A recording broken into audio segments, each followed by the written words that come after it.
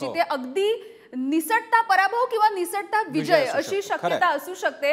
यापैकी आता आपण बघणार आहोत उत्तर पश्चिम, मुंबई उत्तर पश्चिम मतदारसंघाविषयी इथे नेमकं काय होऊ शकतं। तर आपण बघतोय अमोल कीर्तिकर आणि त्यांच्या विरोधामध्ये रवींद्र वायकर असं आव्हान होतं आणि यामध्ये अमोल कीर्तिकर हे आपल्या पोलनुसार आणि जनमताच्या कौलानुसार हे विजयी झालेले दिसतात। खरं तर हे जे दोन्ही उमेदवार होते, या दोन्ही उमेदवारांवरती ईडीची कारवाई सध्या सुरू होती, ती सगळी प्रकरणं सुरू होती आणि अमोल कीर्तिकरांना जर विजय मिळाला असेल किंवा विजय मिळणार असेल तर त्यामागे गजानन कीर्तिकर यांचा काही छुपा पाठिंबा होता का ते सुद्धा बघणं महत्त्वाचं असेल। गजानन कीर्तिकरांचा छुपा पाठिंबा, मनसेने कोणाचं काम केलं, भाजपने कोणाची इच्छा होती, भाजपच्या कार्यकर्त्यांना कोण इच्छुक होतं तिथे, कारण ती जागा सुद्धा हवी होती भाजपला, हे सगळे मुद्दे आपण बघणार आहोत। आपल्यासोबत गेस्ट आहेत, त्यांच्याकडे पुन्हा एकदा जाऊयात। मी पहिल्यांदा सुरुवात करतो, प्रशांत कदम आपल्यासोबत असेल तर प्रशांत, उत्तर पश्चिम बद्दल। शिंदे गटाची अडचण ही दिसत होती की त्यांना उमेदवार मिळत नव्हता, म्हणजे रवींद्र वायकर ज्यांना उमेदवारी दिली गेली ते सुद्धा अवघ्या काही महिन्यांच्या आधी त्यांच्या पक्षामध्ये आले। त्याच्या आधी ईडीची कारवाई किती वेगानं झाली होती हा आपण बघितलेलं होतं। त्या दृष्टीनं सुरुवातच उमेदवार सक्षम मिळत नाहीये इथपासून झालेली होती।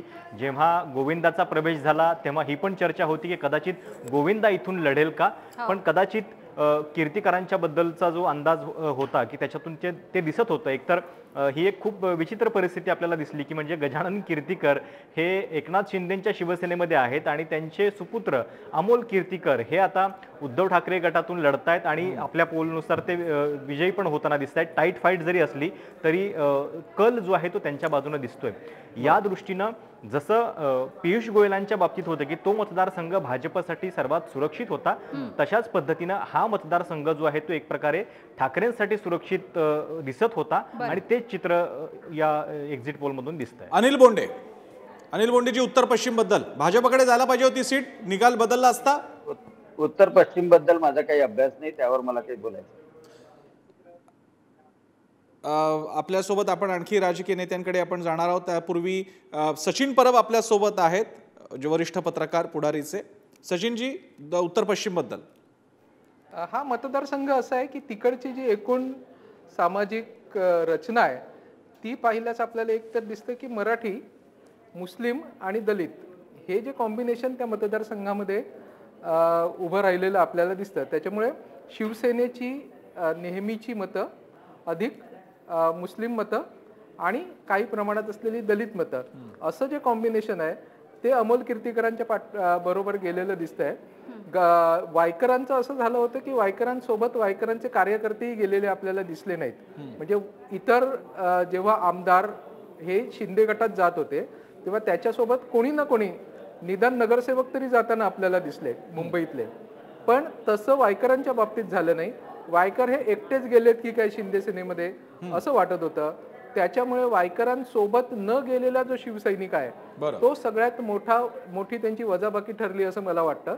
त्याच्यामुळे ही सीट आज कीर्तिकरांच्या दिशेने कललेली आहे असं स्पष्ट चित्र या जे सर्वेतून आलेलं आहे ते स्वाभाविक म्हणायला हवं।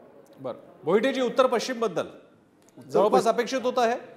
अपेक्षित म्हणावं लागेल। त्याचं कारण असं आहे ना की एकतर अनिच्छेनं मिळवलेली उमेदवारी, कारण भले ते ठाण्याला जाऊन शिंदेना घरी भेटले या लोकसभा निवडणुकीच्या उमेदवारीच्या संदर्भात, मात्र ते त्यांना पाहिजे होतं का त्यांच्या देहबोलीतून किंवा त्यांच्या एकंदरीत आजवरचा शिवसेनेत असतानाचा जो निवडणूक लढवण्याची त्यांची पद्धत, स्ट्रॅटेजी ते पाहिले तर स्पष्ट दिसत होतं की ते अनिच्छेनं लढत होते।